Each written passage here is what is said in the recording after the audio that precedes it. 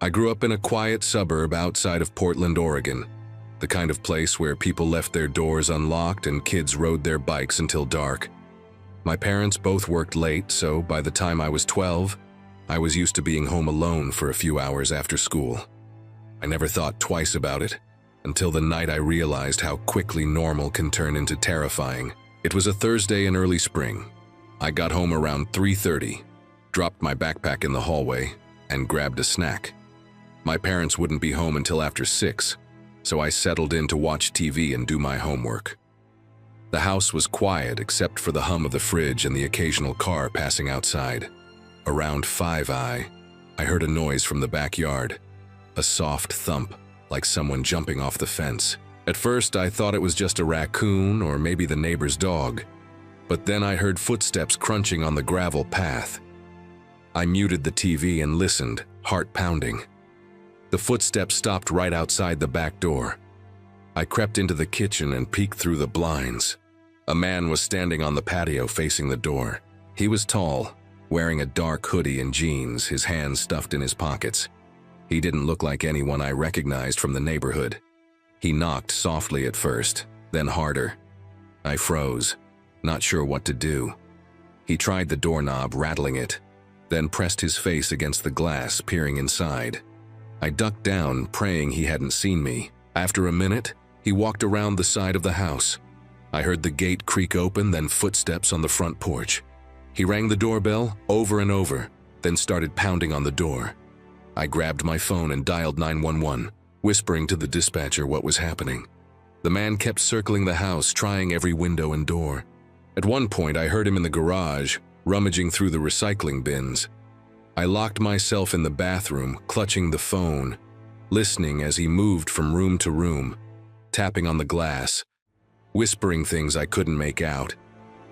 The police arrived 10 minutes later, sirens blaring. I heard them shouting, then the sound of running footsteps.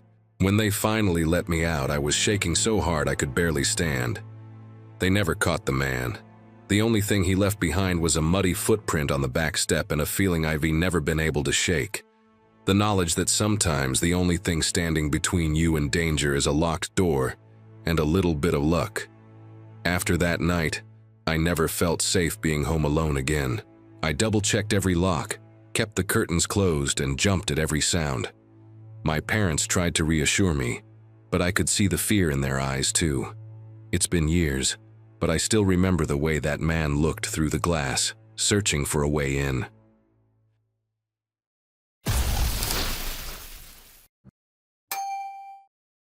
When I was 15, my parents went out of town for a weekend anniversary trip and left me in charge of the house. I was responsible, got good grades, and they trusted me. I was excited for a couple of days of freedom. No curfew, no chores, just me, my music, and the family dog, Max. The first night was uneventful. I ordered pizza, watched movies, and stayed up way too late. I fell asleep on the couch and woke up around 2 a.m. to Max barking at the back door. I figured he just needed to go out, so I let him into the yard and waited by the door, scrolling through my phone. That's when I heard it. A faint tapping sound coming from the basement. At first, I thought it was just the old pipes or maybe the water heater kicking on, but the tapping kept going, slow and steady, like someone knocking on the wall from the inside.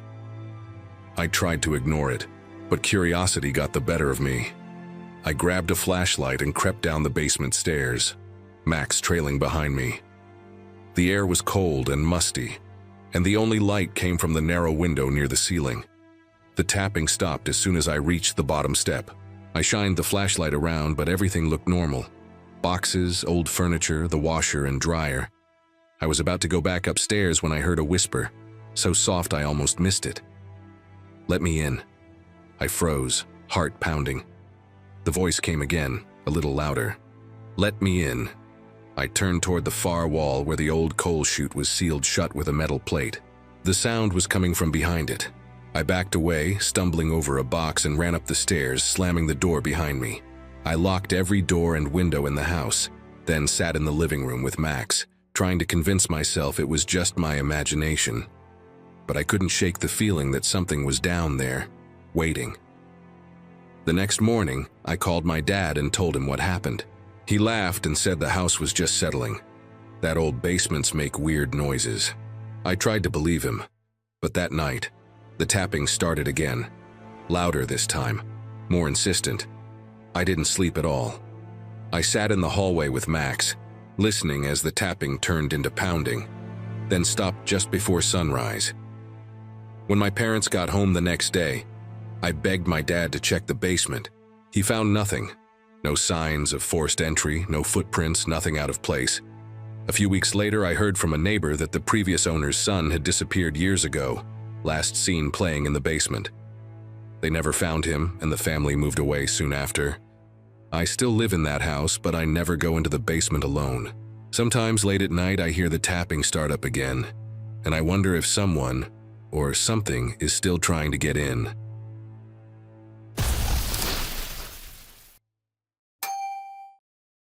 When I was in high school, my mom worked the night shift at the local hospital, which meant I spent a lot of evenings alone in our old 2-story house in rural Kansas. I was used to it. My mom would leave dinner in the fridge, text me to check in, and I'd lock the doors and settle in with my homework or a movie. I never really felt scared, until one night in the middle of winter when everything changed. It was a Friday, and a snowstorm had rolled in, covering the roads and making the whole world feel silent and isolated. I was curled up on the couch with a blanket, watching TV, when I heard a noise upstairs, a soft creak like someone stepping on the floorboards in the hallway. At first I thought it was just the house settling, but then I heard it again, louder this time and followed by another, like footsteps moving from my mom's room to mine. I muted the TV and listened, my heart pounding. The footsteps stopped, and for a few minutes there was nothing but the sound of the wind rattling the windows. I tried to convince myself it was just my imagination, but then I heard a door open and close, slow and deliberate. I grabbed my phone and texted my mom, asking if she'd come home early. She replied right away. She was still at work, and the roads were too bad for anyone to be out. I told her what I was hearing, and she tried to reassure me, but I could tell she was worried. I decided to check it out, even though every instinct told me to stay put. I grabbed a flashlight and crept up the stairs, each step creaking under my weight. The hallway was dark, the only light coming from the bathroom nightlight. I called out, "Hello?" But there was no answer. I checked my mom's room. Empty. My room. Empty. The bathroom. Empty. I was about to go back downstairs when I heard a whisper, so faint I almost missed it, coming from the guest room at the end of the hall. I pushed the door open, shining the flashlight inside. The room was cold, the window frosted over. In the corner, I saw something that made my blood run cold, a set of wet footprints leading from the window to the closet. The footprints were small, like a child's, but we didn't have any kids in the house. I backed out of the room, heart racing, and ran downstairs, locking myself in the bathroom.